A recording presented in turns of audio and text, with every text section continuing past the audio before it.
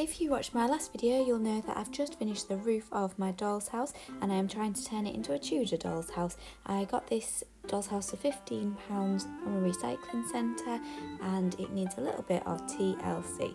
So today I'm going to be redoing the chimney pots because, as you can see, one is missing and they are just made out of card. So my first job was to prise the remaining 3 off, and you can see there they're just made of cardboard. I've sanded it down and then I'm going to talk you step by step how I've made some new terracotta clay chimney pots. So my first job was to do a little bit of research. So they're actually called chimney stacks or chimney stalks. The stack is the group of them together.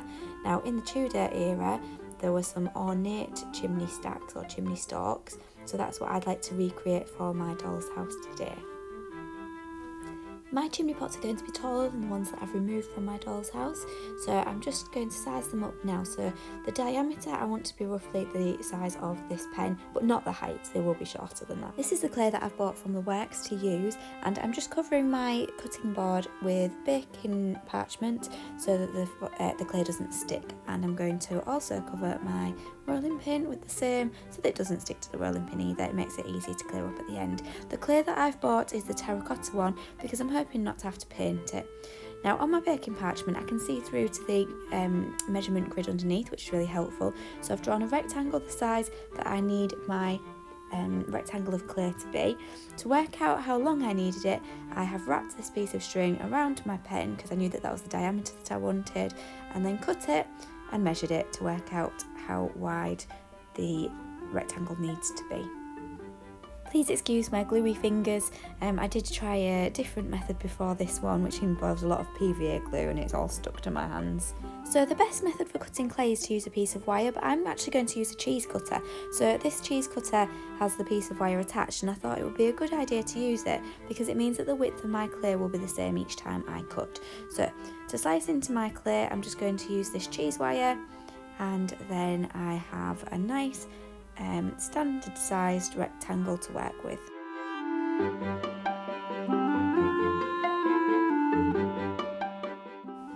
The clay was nice and soft to cut through, so it didn't take much force to do this.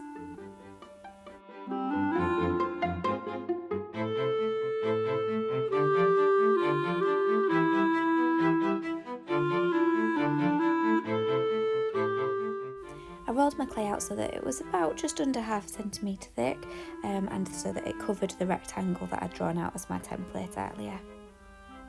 Then I needed to put the pattern into my clay, so I'm actually using spaghetti here because it's nice and firm and it's nice and straight, and it means that I can get some really smooth lines in my clay.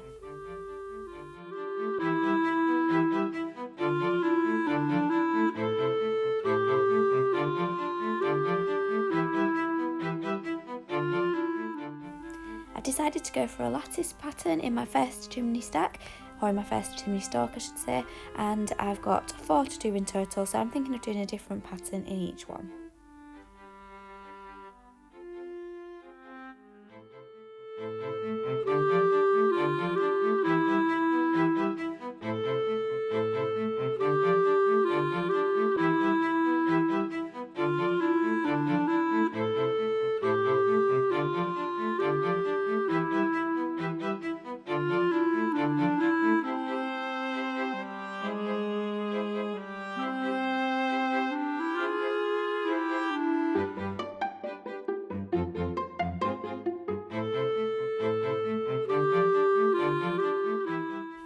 I wet the pen a little bit so that it didn't stick, and then rolled the clay around the pen, and then I smoothed off the joint with a little bit of water and my finger. There were some sections where the pattern had just become a little bit flat because of the smoothing off, so I just went over it again before taking the clay off the pen.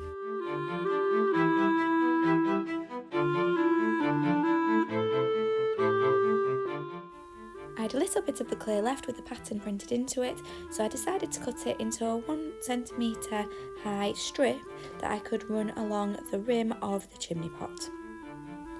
Before attaching it, I put a little bit of water on it so that it would grip, and then I chopped the excess off before smoothing it onto the main part of the chimney stack.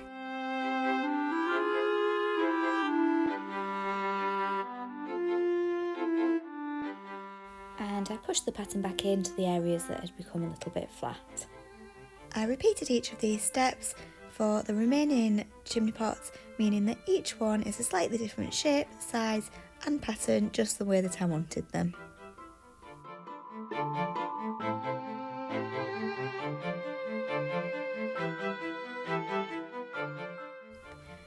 These are the finished outcomes and I'm super happy with them, and the next step is to do the brickwork below, which I'll put into a future video. If you want to keep watching, please hit subscribe, and thank you for watching this video.